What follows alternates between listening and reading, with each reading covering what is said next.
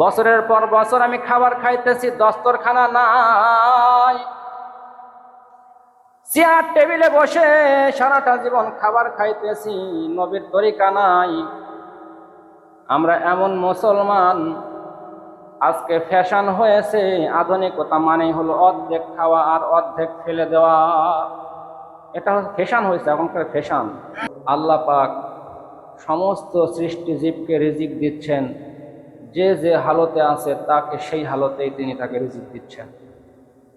গাছকে দণ্ডায়মান অবস্থায় রিজিক দিচ্ছেন, চতুষ্পদ জন্তু একটু পায়ে হেঁটে সামনে এগোলেই রিজিক পাচ্ছে। মানুষকে আল্লাহ আকেল বিবেক দিয়েছেন, মানুষ ব্যবসা করবে, চাকরি করবে, গৃহস্থী করবে, বিভিন্ন কর্ম করে সঠিক পথে চলে হালাল রিজিক খাবে।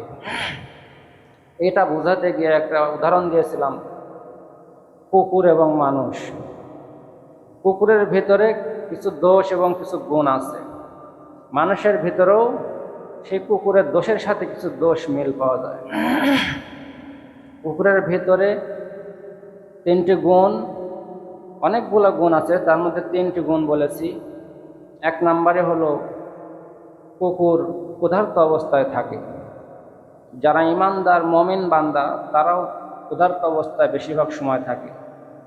কখনো ঘরে খাবার থাকে না, কখনো রোজা করে সময় কাটায়।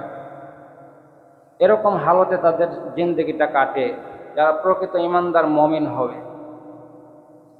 কারণ আমার আপনার নবীও আল্লাহর কাছে সবসময় এই দোয়া করতেন যে আল্লাহ, তুমি আমাকে এমন হালতে রাখো যেন এক সন্ধ্যা খাবার পাই আর এক সন্ধ্যা না খেয়ে থাকি, এমন হালতে রাখো।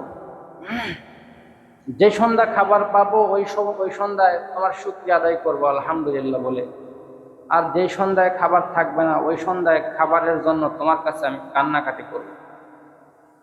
তাহলে আমি ইমানদার হয়ে অন্তত সে আমলগুলোতে কিছু আমার করার দরকার। হই না আমি ধনী, রাখেন না রোজা রাখেন, তাহলে তো ক্ষুধার্ত অবস্থায় থাকা যায়।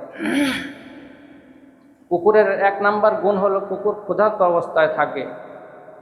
2 নাম্বার গুণ হলো কুকুর প্রভু ভক্ত হয়, মালিক ভক্ত হয়।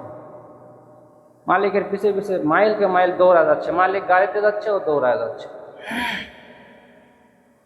কুকুরের 3 নাম্বার গুণ হলো কুকুর রাত জেগে থাকে, দিনের বেলা ঘুমায়, রাতের বেলা জেগে থাকে। খালি আমার পাশ দিয়ে গেলে বুঝবেন যে অ্যাক্টিভ, রেডি আছে।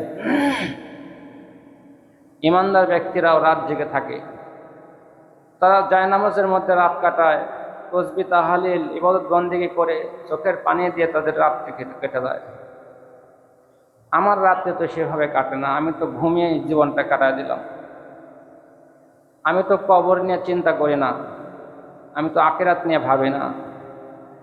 আমি ওই মদখোর মাতালের মতন দুনিয়ায় নেশাগ্রস্ত হয়ে আছি। কুকুরের ভিতরে, কুকুর নিকৃষ্ট হওয়ার কারণে কুকুরের ভিতর 3টা দোষ আছে। 1 নাম্বার দোষ হলো কুকুর নাপাক থাকতে পছন্দ করে। যত ভালো জায়গায় থাকুক এমন জায়গায় পেশাব করবে, পেশাবের ছিটা এসে গায়ে পড়বে। কুকুরের 2 নাম্বার দোষ হলো কুকুর বেহায়া, বেলজ্জা। ও রাস্তাঘাটে আকাম কুকাম করতে টাইম লাগে না। ইনশাল্লাহ এই গুণগুলাও এই দেশে না থাক, বাহিরের দেশে হলেও আছে। রাস্তাঘাটে ওপেন সেক্স, জেনা ব্যবচার চলতেছে, ফ্রি সেক্স। কুকুরের যে দোষগুলো আছে, কুকুরের যে গুণগুলো আছে সেগুলো আমরা অর্জন করতে পারিনি, কিন্তু যে দোষগুলো আছে এগুলো আমাদের কিছু কিছু মানুষের মধ্যে দেখা যায়।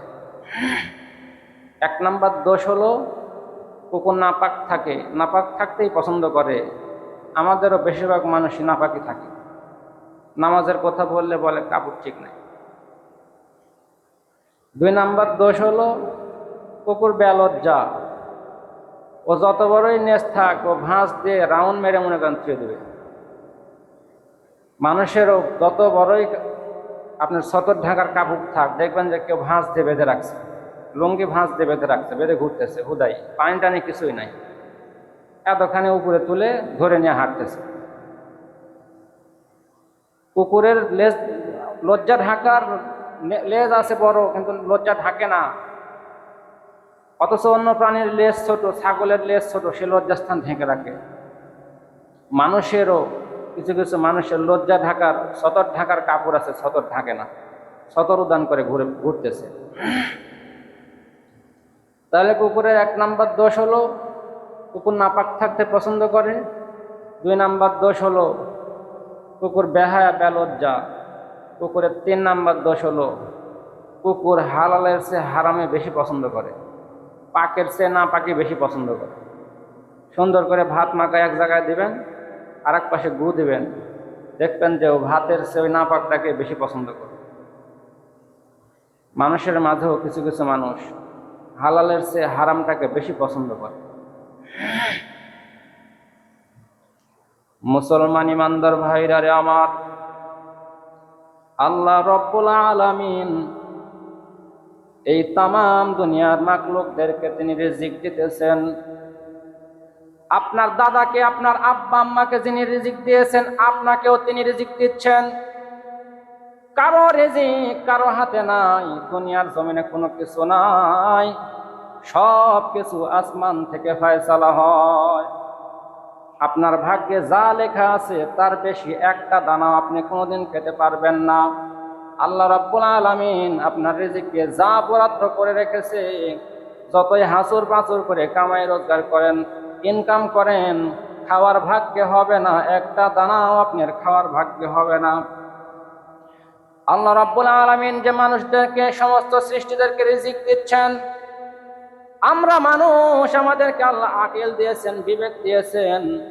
রে মানুষ, আমার পথে চলো, আমার হাবিবে তরিকা মতন চলো, যেমন তেমন পথে চলো না, যেমন তেমন রিজিক তোমরা খেও না, যেমন তেমন পথে চলে যেমন তেমন খাবার তোমরা গ্রহণ করো না। মুসলমান ইমানদার ভাইরা রে আমার, আমরা মানুষ যে রিজিক গ্রহণ করি, খাবার খাই, এমনভাবে খাবার খাই, দেখা যায় এমনভাবে খাবার খাই সুন্নতের খেলাফ হয়ে যাচ্ছে। মানুষ এমনভাবে খাবার খাই, আমরা এমনভাবে চলি, দেখা নবীর তরিকা মতো হচ্ছে না, সুন্নতের খেলাফ হয়ে যাচ্ছে। বছরের পর বছর আমি খাবার খাইতেছি, দস্তরখানা নাই, চেয়ার টেবিলে বসে সারাটা জীবন খাবার খাইতেছি, নবীর তরিকা নাই। আমরা এমন মুসলমান, আজকে ফ্যাশন হয়েছে, আধুনিকতা মানে হলো অর্ধেক খাওয়া আর অর্ধেক ফেলে দেওয়া। এটা ফ্যাশন হয়েছে, এখনকার ফ্যাশন। এক আল্লাহর ওলি, এক আলেম, বড় একজন আলেম, তিনি এক হোটেলে গেছে, গিয়ে বাহিরে দাঁড়িয়ে আছে, তার শাগরেদকে বলতেছে, যাও তো ভেতরে গিয়ে দেখো খাবারের কি অবস্থা, খাবার টাবার কি আছে না আছে। যে মুরিদ এখন, শাগরেদ এখন ভেতরে গিয়ে একটা রাউন্ড দিয়ে ঘুরে এসে বলতেছে, হুজুর খাবার মনে হয় ভালো হয় নাই, আমরা অন্য হোটেলে যাই। ক্যাশিয়ার তো আবার গেটের সামনে চেয়ার টেবিল নিয়ে বসা থাকে। ক্যাশিয়ার বলতেছে, হুজুর কি বলেন, খাবার ভালো হয় নাই মানে? না খেতে আপনি আজ কি মন্তব্য করেন? আপনি খাইছেন? আপনি না খেতেই আপনি বলতেছেন খাবার ভালো হয় নাই, মনে হয় অন্য জায়গায় যাই। খেয়ে আগে দেখেন, এখানে সবচাইতে বেস্ট হোটেল, সুন্দর সুস্বাদু খাবার। তখন হুজুর হয়ে আসছে, বলে কি হয়েছে? বলে শাগরেদ বলতেছে যে খাবার মনে হয় ভালো হয় না হুজুর। বলে কেন? বলে ভিতরে যে লোকগুলো খাইতেছে, যারা খেয়ে উঠে গেছে, দেখলাম অর্ধেক নষ্ট, অর্ধেক খাইছে আর অর্ধেক রেখেই দিছে প্লেটের মধ্যে, তাহলে অবশ্যই ভালো হয় নাই, খেতে রুচে নাই, তাই রেখে চলে গেছে। হোটেলের মালিক বলতেছে, হুজুর কোন জগতে আছেন আপনারা? এগুলো হলো ফ্যাশন, এগুলো হলো আধুনিকতা, আপনারা তো আধুনিকতার কোনো পান নাই। অর্ধেক খাওয়া অর্ধেক ফেলে দেওয়া, এটা হলো আধুনিকতা, ফ্যাশন। ওই আলেম বলতেছে যে এখন বুঝলাম যে আমার গরুকে যখন আমি খাবার দেই, গরু অর্ধেক খায় অর্ধেক মাটিতে ফেলায়, তার মানে আমার গরু আরো আগেই আধুনিক হয়ে গেছে। কি হয়ে গেছে? গরু আরো আগে আধুনিক হয়ে গেছে। অর্ধেক খাওয়ার অর্ধেক ফেলে দেওয়া যদি আধুনিকতা হয়, অপচয় করে যদি আধুনিকতা হয়, তাহলে পশু পাখিরা কি অপরাধ করছে? বাদুড়ে অর্ধেক খায়, অর্ধেক ফেলে দিয়ে চলে যায়। পশু পাখির ভিতরে যা আছে আর তোমার ভিতরেও যদি তাই থাকে, তুমি আশরাফুল মাখলুকাত হইলা কেমনে?